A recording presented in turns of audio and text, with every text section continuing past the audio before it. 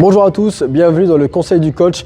Alors aujourd'hui on parle des pompes, c'est un exercice qui est hyper difficile, donc je le rappelle, les pompes c'est de réussir à être sur les mains, descendre en bas et de remonter.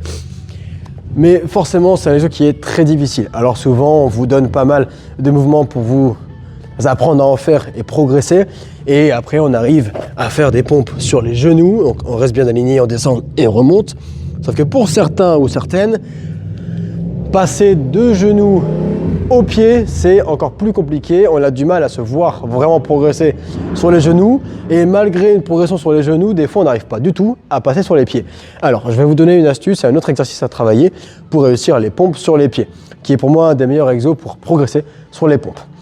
Alors, vous allez avoir besoin d'une barre et d'un rack où vous pouvez régler la hauteur.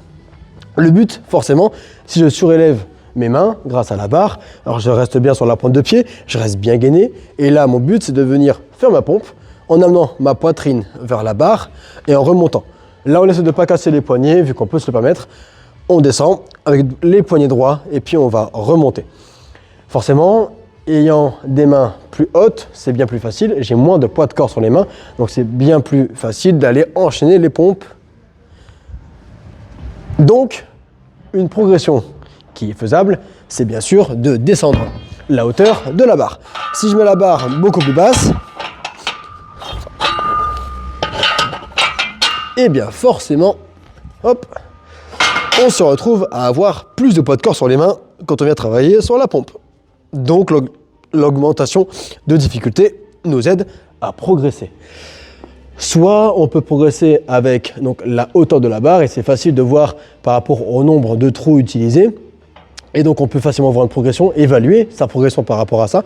Et on peut aussi évaluer sa progression par rapport à son nombre de répétitions.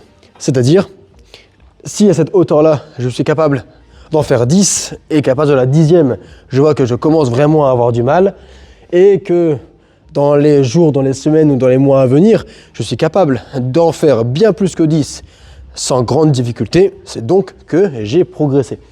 Donc, le but, c'est bien de pouvoir identifier très précisément et très facilement des axes de progression, soit par la hauteur de la barre, soit par son nombre de répétitions, soit par la difficulté qu'on arrive à faire, ou on arrive à faire les répétitions.